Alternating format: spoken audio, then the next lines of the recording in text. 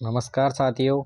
आज आपके लिए लेके आए हैं एग्रीकल्चर सुपरवाइजर प्रीवियस ईयर के पेपर और सभी विगत वर्षों के सभी पेपर थे उनके अंदर से जो एनिमल हस्बेंड्री के 20-20 क्वेश्चन हैं उन सभी को लेके आए हैं। इन क्वेश्चनों में से 100% 8 से 9 क्वेश्चन जरूर मिल जाएंगे। 20 क्वेश्चनों के अंदर से इनके अंदर से मिल जाएंगे 8-9 क्वेश्चन। अगर 8-9 क्वेश्चन भी नहीं मिलते हैं तो 5 क्वेश्चन की तो मैं गारंटी के साथ वादा करता हूं कि 5 क्वेश्चन तो ज़रूर मिल जाएंगे, जो बार बार प्रत्येक एग्जाम है एग्रीकल्चर की उसमें रिपीट होते हैं। तो अपना देखते हैं 2012 का सबसे पहले पेपर। तो 2012 के अंदर सबसे पहला क्वेश्चन देखते हैं जो एनिमल हस्बेंड्री का है। उसके अंदर देखिएगा, जंतुओं का पालन पोषण, देखभाल, ब्रीडिंग व उपयोग का विज्ञान क्या कहलाता है। तो आप सभी को पता है कि जंतुओं का पालन पोषण आ रहा है तो किसके अंदर आएगा, वो सबसे पहले अपन देखते हैं। तो अपन को जो पता है सब्जेक्ट की एनिमल हस्बेंड्री है उसी के अंदर इसका पढ़ते हैं अपन। तो पशुपालन है उसी के अंदर अपन इसको पढ़ते हैं। तो देखिएगा, इसमें फर्स्ट ऑप्शन है एनिमिज्म, सेकंड ऑप्शन है वेटनरी साइंस, थर्ड है एनिमल हस्बेंड्री और फोर्थ है डेयरी साइंस। तो इसका राइट आंसर होगा एनिमल हस्बेंड्री, क्योंकि जंतुओं का पालन पोषण, देखभाल, ब्रीडिंग व उपयोग का विज्ञान एनिमल हस्बेंड्री कहलाता है। तो इसलिए इसका राइट आंसर क्या होगा? इसका राइट आंसर होगा भैया आपका सी हो जाएगा। तो देखिएगा, इसका राइट आंसर हो जाएगा भैया आपका सी। तो सी को राइट आंसर कर लेंगे। आगे देखिएगा, क्वेश्चन नंबर 2, निम्न में से किसमें सर्वाधिक वसा पाई जाती है? निम्न में से किसमें सर्वाधिक वसा पाई जाती है? तो आपको पता होना चाहिए कि सर्वाधिक किसमें पाई जाती है, गाय, भैंस, भेड़ या बकरी। तो आपको पता है बकरी में तो नहीं होगी भैया, और गाय में भी नहीं होगी क्योंकि गाय में तो सबसे कम है इनमें से भी, और भैंस और भेड़ का है। तो इनमें से आपको पता होना चाहिए कि दोनों में से किसका हो सकता है, दोनों में से किसका हो सकता है, दोनों में से किसका हो सकता है। तो आइडिया कीजिएगा कि किसका होगा, सोचिए। देखिए, सबसे पहले बात करें गाय की, तो गाय के अंदर वसा का औसत होता है 4.14%। उसके बाद में भैंस की बात करें तो सबसे इसमें होता है 7.38% होती है।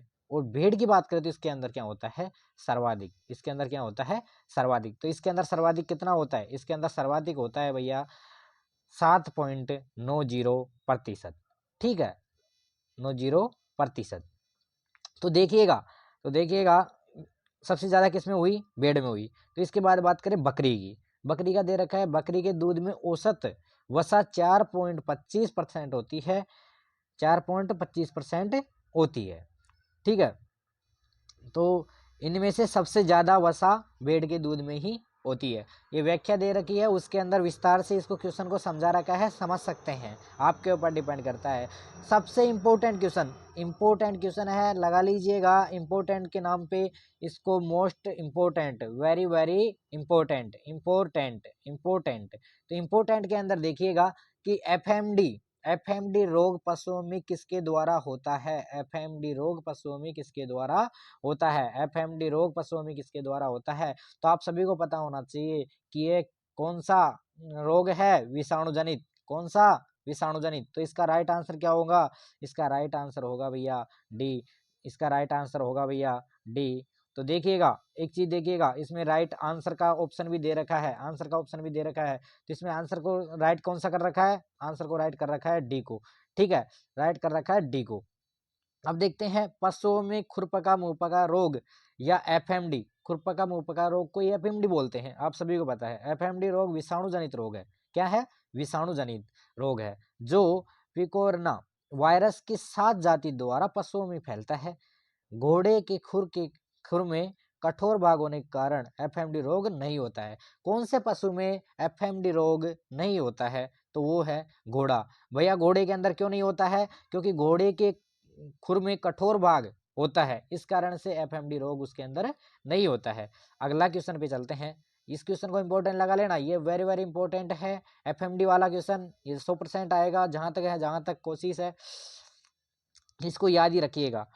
अगला क्वेश्चन देखते हैं, फोर्थ नंबर, थार पारकर नस्ल निम्न में से किसकी होती है, निम्न में से किसकी होती है। तो आपको पता है थार पारकर किसकी होती है, भैया थार पारकर होती है गाय की। तो इसके अंदर फर्स्ट ऑप्शन है घोड़ा, सेकंड ऑप्शन है बकरी, थर्ड ऑप्शन है गाय और फोर्थ ऑप्शन है भैंस। तो ये सभी नॉर्मल है, आप सभी को पता होना चाहिए। थारपारकर, बात करें थारपारकर की, थारपारकर की बात करते हैं अपन, तो इसका राइट आंसर क्या हुआ? इसका राइट आंसर हुआ गाय। ठीक है, तो देखिएगा थारपारकर, थारपारकर के अंदर है गाय की दिवकाजी नस्ल है। थारपारकर कौन सी नस्ल है? दिवकाजी नस्ल है, जो पाकिस्तान के सिंध प्रदेश के थारपारकर जिले से उत्पन्न मानी जाती है। कौन से जिले से? पाकिस्तान के सिंध प्रदेश के थारपारकर जिले से। इसलिए ये कहाँ का उत्पत्ति स्थान कहाँ से हुआ इसका? थारपारकर से। इस नस्ल को धारी या ग्रे सिंधी भी कहते हैं, ग्रे सिंधी भी कहते हैं, तो इसको भी याद कीजिएगा। थारपारकर को क्या कहते हैं?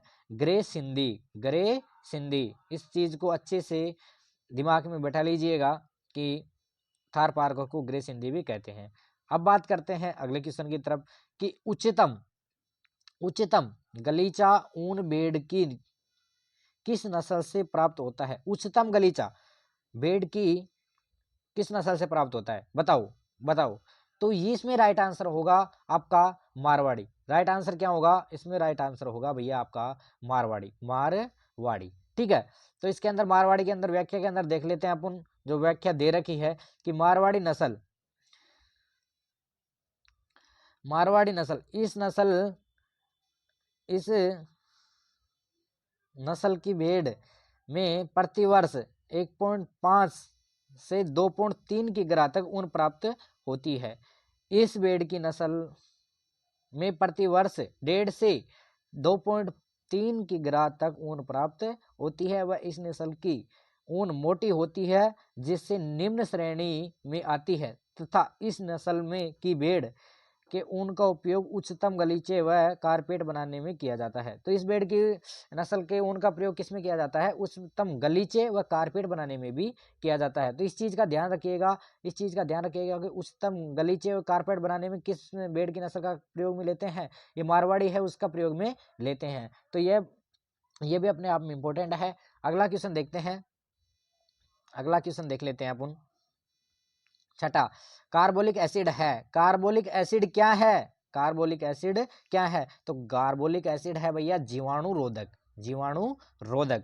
तो देखिएगा जीवाणु रोधक कैसे है? देखिए इसमें फर्स्ट ऑप्शन था उत्तेजक, सेकंड था कृमिनाशक, थर्ड था जीवाणु रोधक और फोर्थ था विरेचक। तो आपको एक एक चीज को देखना होगा कि इसके अंदर जीवाणु रोधक कैसे है कार्बोलिक एसिड, क्योंकि कार्बोलिक एसिड एक जीवाणु रोधक है। तो जीवाणु रोधक के अंदर देखिएगा यह दवाइयाँ जीवाणुओं को रोकती है, यह दवाइयाँ जीवाणुओं को रोकती है, परंतु जीवाणुओं को पूर्णतः नष्ट नहीं करती है। ये जीवाणु को रोकती तो है लेकिन परंतु ये नष्ट नहीं करती है। उदाहरण में डिटोल, लाल दवा, बोरिक एवं कार्बोलिक अम्ल, कार्बोलिक अम्ल, कार्बोलिक अम्ल। तो कार्बोलिक अम्ल है तो उसी के अंदर देखिएगा, सोचिए कि जो अपना इसमें कार्बोलिक एसिड है इसकी जगह आ जाता डिटोल है या लाल दवा है या बोरिक एसिड है, तो इसके अंदर राइट आंसर क्या होता? जीवाणु रोधक। कि भाई जीवाणु रोधक कौन कौन से हैं जिनसे रोग जीवाणु में रुकावट होती है लेकिन परंतु जीवाणु को पूर्णतः नष्ट नहीं कर पाते हैं। तो अगला क्वेश्चन देखते हैं, इसका राइट आंसर होगा जीवाणु रोधक। अगला क्वेश्चन देखते हैं, अगला क्वेश्चन है 7 नंबर, पशुओं की आयु गणना की जाती है। पशुओं की आयु गणना की जाती है, किससे की जाती है पशुओं की आयु गणना? तो बताइए, पशुओं की आयु गणना की जाती है, तो पशुओं की आयु गणना की जाती है दांतों की संख्या से, दांतों की संख्या से। फर्स्ट ऑप्शन है दांतों की संख्या, सेकंड ऑप्शन है शरीर के आकार से, थर्ड ऑप्शन है दुग्ध उत्पादन से और फोर्थ ऑप्शन है पूंछ की लंबाई से। तो आप सोचिए कि किससे होगी पशुओं की आयु गणना? तो आयु गणना के एक सूत्र है दांतों के द्वारा, जो आप सभी को पता होना चाहिए कि पशुओं की दांत देखकर उसकी आयु की गणना कर सकते हैं। तो फर्स्ट ऑप्शन इसका राइट आंसर हो जाएगा। तो देखिए इसके अंदर दे रखा है, व्याख्या के अंदर एक बार थोड़ा सा गौर कीजिएगा, व्याख्या के अंदर थोड़ा सा गौर कीजिएगा कि पशु में दांत को देखकर उम्र ज्ञात की जाती है। पशु में दांतों को देखकर उम्र ज्ञात की जाती है। तो इसके अंदर देखिएगा कि ये 4 प्रकार के दांत होते हैं, ये सभी आप सभी को पता है 4 प्रकार के दांत होते हैं, इंसाइजर, केनाइल, प्रीमोलर और मोलर। ये सभी 4 है, इनको अलग अलग निकालने का अलग अलग फॉर्मूला होता है। कर्तनक, रदनक, अग्रचयनक दांत पशुओं में जन्म से मृत्यु तक 2 बार आते हैं, यानी कि एक बार तो स्टार्टिंग में, फिर उसके बाद में टूटने के बाद में, ठीक है, 2 बार आते हैं। जबकि चयनक या मोलर दांत पशुओं में जन्म से मृत्यु तक एक बार ही आते हैं, वो एक बार ही आते हैं। तो अगला देखिएगा, इसके अंदर राइट आंसर क्या हुआ कि आयु किससे गणना की जाती है, दांतों की संख्या से। व्याख्या देखने के बाद में अब देखते हैं परजीवियों का म्यूजियम किसे कहा जाता है। देखिए भैया, यह बहुत ही इंपॉर्टेंट क्वेश्चन है, अपने आप में बहुत ही इंपॉर्टेंट क्वेश्चन है। Guy first option, second option भैंस, थर्ड ऑप्शन बकरी, फोर्थ ऑप्शन भेड़। तो इसका राइट आंसर क्या होगा, इसका राइट आंसर होगा भैया भेड़। राइट आंसर क्या होगा, परजीवियों का म्यूजियम भेड़ को कहा जाता है। क्यों भेड़ को परजीवियों का म्यूजियम कहा जाता है, क्योंकि भेड़ के ऊन में कई परजीवी उपस्थित होते हैं। इसका रीजन मिल गया, इसका रीजन मिल गया कि क्यों कहते हैं परजीवियों का म्यूजियम, क्यों कहते हैं भेड़ को, क्योंकि इसके अंदर कई परजीवी उपस्थित होते हैं। क्वेश्चन नंबर 9 देखते हैं, मुर्गियों में चेचक रोग का कारण, मुर्गियों में चेचक रोग का कारण। तो मुर्गियों में चेचक रोग का कारण है भैया, मुर्गियों में चेचक रोग का कारण है भैया आपका विषाणु, आपका विषाणु यानी वायरस, वायरस, वायरस, ठीक है। तो यह है आपका मुर्गियों में चेचक रोग का कारण। अब देखते हैं इसकी व्याख्या, अब देखते हैं इसकी व्याख्या। तो व्याख्या के अंदर देखिए, मुर्गियों में चेचक रोग, मुर्गियों में चेचक रोग यह एक वायरस या विषाणु जनित रोग है जो बोरिलियोटा एवियम वायरस द्वारा मुर्गियों में फैलता है। इसको भी याद रखना आपको बहुत इंपॉर्टेंट है, इसको भी याद रखना आपके लिए बहुत ही इंपॉर्टेंट है, इसको याद रखना बहुत ही इंपॉर्टेंट है, ठीक है। इसके बाद में देखते हैं 10वां क्वेश्चन है, गाय की गिर नस्ल मुख्यतः पाई जाती है, गाय की गिर नस्ल मुख्यतः पाई जाती है। तो गाय की गिर नस्ल किस में पाई जाती है, तो ये होती है भैया राजस्थान व गुजरात में।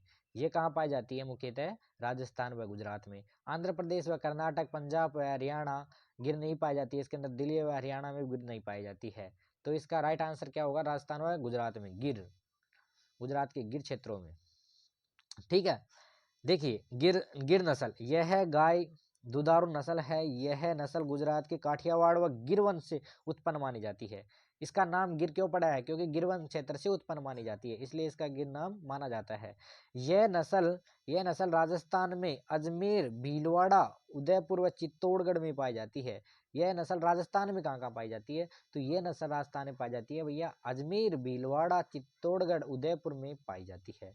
क्वेश्चन नंबर 11, यह है पशुओं में प्रजनन किस प्रकार का होता है, पशुओं में प्रजनन किस प्रकार का होता है। तो इसमें देखिए पशुओं के अंदर भैया प्राकृतिक प्रजनन भी होता है, कृत्रिम भी प्रजनन भी होता है, भ्रूण प्रत्यारोपण भी किया जाता है। पशुओं के अंदर आपको पता है सेमन द्वारा कृत्रिम भी करते हैं, प्राकृतिक तो हो रहा ही है।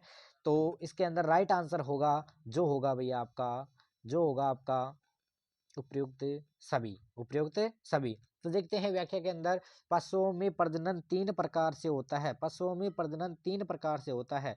फर्स्ट प्राकृतिक प्रजनन, सेकंड कृत्रिम प्रजनन, थर्ड भ्रूण प्रत्यारोपण प्रजनन।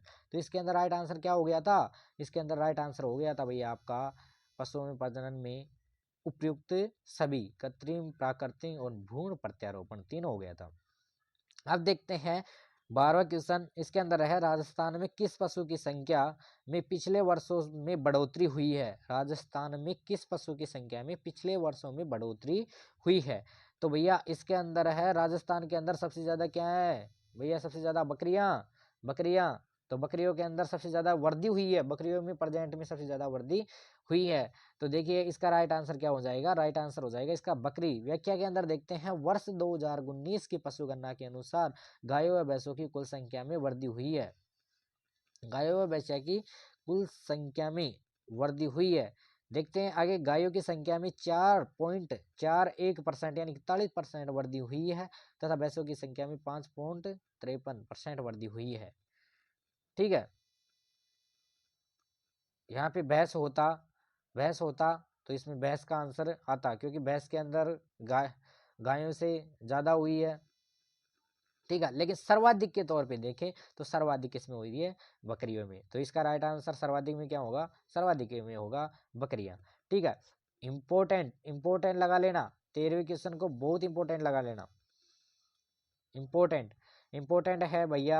इम्पोर्टेंट कैसे है, इम्पोर्टेंट कैसे है कि गरीब की गाय किसे कहा जाता है, गरीब की गाय किसे कहा जाता है? तो भैया गरीब की गाय किसे कहा जाता है? गरीब की गाय कहा जाता है भैया बकरी को, गरीब की गाय बकरी को कहा जाता है। चलता पड़ता फ्रीज, ठीक है। बकरी को गरीब की गाय कहा जाता है क्योंकि इसकी कीमत व इनका पोषण न्यूनतम होता है। तो किसको कहा जाता है? बकरी को। तो इसको इम्पोर्टेंट लगा लेना, इम्पोर्टेंट लगा लेना, इम्पोर्टेंट लगा लेना, ठीक है। आगे देखते हैं, इसके बाद में आगे देखते हैं क्वेश्चन नंबर, इसकी एक व्याख्या हो रहा है कि बकरी को चलता फिरता फ्रिज कहा जाता है। चलता फिरता फ्रिज कहा जाता है क्योंकि बकरियों में किसी भी समय दुग्ध दोहन करके ताज़ा दूध प्राप्त किया जा सकता है, ताज़ा दूध प्राप्त किया जा सकता है। आपको पता है कि बकरियों के अंदर, बकरियों में से यानी कि कहीं से भी आती है, उसमें जैसे कि कोई सा भी टाइम हो, टाइम फिक्स नहीं है और उसी टाइम पे दूध निकाल लेते हैं, तो इसलिए इसको क्या कहते हैं? इसको कहते हैं चलता फिरता फ्रिज कहा जाता है। अब देखते हैं अगला क्वेश्चन, क्वेश्चन नंबर 14। भेड़ को कृमि के प्रकोप से बचाने के लिए उपयोग किया गया है। उपयोग किसका किया गया है? तो इसके लिए किया गया है नीला थोता का, नीला थोता का। तो इसके अंदर ऑप्शन था एल्कोहल, सेकंड ऑप्शन था नीला थोता, थर्ड ऑप्शन है कपूर, फोर्थ ऑप्शन है अरंडी का तेल। तो राइट आंसर क्या था? नीला थोता। इसमें व्याख्या के अंदर देखते हैं, भेड़ को कृमि के प्रकोप से बचाने के लिए नीला थोता का उपयोग किया जाता है। नीला थोता का रासायनिक सूत्र क्या है भैया? याद रखिएगा, याद रखिएगा कि रासायनिक सूत्र क्या है। एग्जामिनर का मूड खराब हो तो सूत्र दे दे, पता नहीं। तो CuSO4 किसका है? नीला थोता का। आगे देखते हैं, वह इसकी प्रकृति कृमिनाशक होती है, प्रकृति को भी ध्यान रखिएगा। नीला थोता का 1% घोल FMD रोग से ग्रसित पशुओं के खुर में धोने में काम लिया जाता है। FMD से ग्रसित पशु के रोग होता है, FMD पशु है, FMD रोग से ग्रसित जो पशु है उसके खुर धोने के लिए किसका प्रयोग किया जाता है? नीला थोता का 1% घोल का प्रयोग किया जाता है। तो FMD का एक उपचार हो गया नीला थोता। आगे देखिए, इसका राइट आंसर क्या था? नीला थोता। भेड़ को कृमि के प्रकोप से बचाने के लिए किसका उपयोग किया जाता है भैया? इसके लिए नीला थोता का प्रयोग किया जाता है। आगे देखते हैं, दो भागों में बटा हुआ खुर, दो भागों में बटा हुआ खुर किसका होता है? तो दो भागों में बटा हुआ खुर किसका होता है? घोड़े का, घोड़े का नहीं होता है। दूसरा हाथी का, तो हाथी का भी नहीं होता है। तीसरा भेड़ में, भेड़ में और जेब्रा में। तो दोनों में किस में होता है भैया? दो भागों में बटा हुआ होता है। ये बहुत ही बहुत ही बहुत ही बहुत ही बहुत ही सोचने योग्य बात है कि दो भागों में, अपन सोचेंगे कि इन सभी का होगा, लेकिन ऐसा कुछ भी नहीं है। घोड़े में भी एक होता है, दो भागों में नहीं बटा होता है। हाथी में भी सिंगल होता है, जेब्रा में भी सिंगल होता है जो नीचे से सपाट होता है, और जो बेड में है उसमें दो भागों में बटा होता है। देखिए, पोलीपेड जिसमें वे पशु आते हैं जिसमें पैरों के खुर दो भागों में विभाजित होते हैं, जैसे गाय, भैंस, भेड़, बकरी आदि। ये सभी इनके अंदर क्या होता है? इनके अंदर पोलीपेड पशु में कौन कौन से आते हैं? गाय, भैंस, भेड़, बकरी जो दो भागों में बटे होते हैं उनको पोलीपेड कहते हैं। क्वेश्चन आ गया पोलीपेड का, तो याद रखिएगा पोलीपेड वाले कौन से पशु होते हैं? वे होते हैं विभाजित गाय, भैंस, भेड़, बकरी जो दो भागों में विभाजित होते हैं, ठीक है। आगे देखिएगा, क्वेश्चन नंबर 16। दुग्ध उत्पादन बढ़ाने के लिए गाय को दिया जाता है, दुग्ध उत्पादन बढ़ाने के लिए गाय को दिया जाता है, क्या दिया जाता है? देखिए, option number A prolactin, B sorbitol, C stilboestrol, D gonadotropin. तो सोचिएगा इसके अंदर क्या दिया जाता है। ये एक बहुत ही टफ क्वेश्चन माना जाएगा। अगर दूध, राइट आंसर आपका हो जाएगा भैया प्रोलैक्टिन। तो एक चीज़ आपने देखा है कि जो दूध पवासने के लिए पशु को कौन सा इंजेक्शन लगाया जाता है? ऑक्सीटोसिन हार्मोन का इंजेक्शन लगाया जाता है, तो डॉक्टर्स वगैरह देते हैं। तो इसके अंदर ऑक्सीटोसिन है, तो बहुत से बच्चे तो कंफ्यूज हो जाते, उसको भी राइट आंसर करते। तो इसका राइट आंसर फर्स्ट नंबर पे दे रखा है, तो इसका राइट आंसर होगा प्रोलैक्टिन। प्रोलैक्टिन दूध बढ़ाने के लिए गाय को दिया जाता है। तो व्याख्या के अंदर देखते हैं कि गाय में दुग्ध उत्पादन बढ़ाने के लिए प्रोलैक्टिन दिया जाता है, जबकि दूध पवासने के लिए ऑक्सीटोसिन हार्मोन दिया जाता है, ऑक्सीटोसिन हार्मोन दिया जाता है। अभी बात कर रहे थे ऑक्सीटोसिन की। तो पशु को पवासने के लिए कौन सा इंजेक्शन लगाते हैं? ऑक्सीटोसिन का इंजेक्शन लगाते हैं। जब डॉक्टर्स आके ऑक्सीटोसिन का इंजेक्शन लगाते हैं तो पशु पवासने में हेल्प मिलती है। अगला क्वेश्चन देखते हैं अपन। क्वेश्चन नंबर 17, पशुओं में एचएस रोग का कारक है। एचएस रोग का कारक है। तो एचएस रोग का ऑप्शन ए है बेसिलस एंथ्रेसिस, ऑप्शन बी है माइक्रोबैक्टीरियम बेविस, ऑप्शन सी है साल्मोनेला टाइफी और डी है पास्चुरेला माल्टोसिडा। तो इसका राइट आंसर होगा पास्चुरेला माल्टोसिडा। एचएस रोग क्या है? यह है haemorrhagic haemorrhagic septic miss septic miss. तो पशुओं में एचएस रोग का कारक पास्चुरेला माल्टोसिडा है। तो इसका राइट आंसर क्या हुआ? इसका राइट आंसर हुआ भैया आपका डी ऑप्शन, पास्चुरेला माल्टोसिडा। ये एक जीवाणु जनित रोग है। तो एचएस कौन सा रोग है? जीवाणु जनित। इसको भी याद रखना बहुत जरूरी है, इसको भी याद रखना बहुत जरूरी है। ठीक है। और इसमें सबसे इंपॉर्टेंट है जो ये है कि घुर का रोग किसे कहा जाता है? एचएस रोग को घुर का रोग कहा जाता है क्योंकि इस रोग में श्वसन क्रिया के दौरान गुर गुर की ध्वनि आती है। पशु के में से गुर गुर की ध्वनि आती है, ये रोग हो जाता है तब गुर गुर पशु करने लगता है। तो इसमें राइट आंसर होगा पास्चुरेला माल्टोसिडा। अब बढ़ते हैं अगले क्वेश्चन की तरफ। तो अगला क्वेश्चन है विश्व प्रसिद्ध विश्व प्रसिद्ध अंगोरा ऊन किससे प्राप्त होती है? तो भैया ये होती है विश्व प्रसिद्ध अंगोरा किससे होती है? खरगोश से। किससे होती है? खरगोश से। तो इसका देखिएगा भेड़, फर्स्ट ऑप्शन है भेड़। तो भेड़ में तो यह विश्व प्रसिद्ध अंगोरा ऊन प्राप्त नहीं होती है। सेकंड खरगोश से इसकी ऊन प्राप्त होती है। तो राइट आंसर क्या लगा देंगे? खरगोश। तो इसमें बी बकरी और गाय को होता है, ऐसे नहीं है ऊन का, ऊन के अंदर। तो भेड़ और खरगोश के अंदर से खरगोश राइट आंसर हुआ। विश्व प्रसिद्ध अंगोरा ऊन खरगोश से प्राप्त होती है। अंगोरा बकरी की विदेशी नस्ल जिसमें सफेद मुलायम रेशमी बाल या मोर प्राप्त होती है। ठीक है। अब देखते हैं सबसे इम्पोर्टेंट है जो है आपका क्वेश्चन नंबर 19। तो ये इम्पोर्टेंट कैसे है? तो इसमें देखिए क्वेश्चन नंबर इम्पोर्टेंट लगा देना क्योंकि ऊँट के अंदर से क्वेश्चन आता है, ऐसे आता है। तो बैक्टीरियन ऊँट होता है एक कुबड़। तो एक कुबड़ वाले तो कौन से होते हैं भैया? एक कुबड़ वाले अपने पढ़ा था कि ड्रोमेडेरियस ऊँट को एक कुबड़ वाले ऊँट कहते हैं। ड्रोमेडेरियस ऊँट एक कुबड़ वाले होते हैं तथा दो कुबड़ वाले ऊँट को बैक्टीरियन ऊँट कहते हैं। तो इसमें राइट आंसर तो 4 कुबड़ और 1 कुबड़ नहीं है। इसमें तो इसका तो फंडा ही नहीं है। इसमें 2 कुबड़ वाले ऊँट को राइट आंसर करते हैं। तो देखिएगा व्याख्या के अंदर देखते हैं। बैक्टीरियन ऊँट 2 कुबड़ या हम्प वाले ऊँट को बैक्टीरियन ऊँट कहते हैं, जबकि 1 कुबड़ वाले ऊँट को ड्रोमेडेरियस ऊँट कहा जाता है। अभी बताया था कि 1 कुबड़ वाले कौन सा कहते हैं? ड्रोमेडेरियस ऊँट कहा जाता है। लास्ट क्वेश्चन है आपका जल प्रदूषण से होने वाला रोग। तो जल प्रदूषण से कौन सा रोग होगा? जल प्रदूषण से भैया रोग होगा आपका एफएमडी। तो इसमें से ऑप्शन है एफएमडी एंथ्रेक्स, तपेदिक व प्रयुक्त सभी। तो प्रयुक्त सभी नहीं होगा, इसमें से एफएमडी ही होगा। एंथ्रेक्स का एक उदाहरण है वो आप सभी को पता होना चाहिए। एक बीमारी थी कि जो पशुओं से मनुष्य में फैलती है, वो कौन सी थी? याद कीजिएगा। और व्याख्या देखते हैं इसके अंदर। पशुओं द्वारा प्रदूषित जल पीने से मुख्यतः एफएमडी या खुरपका मुपका रोग होता है।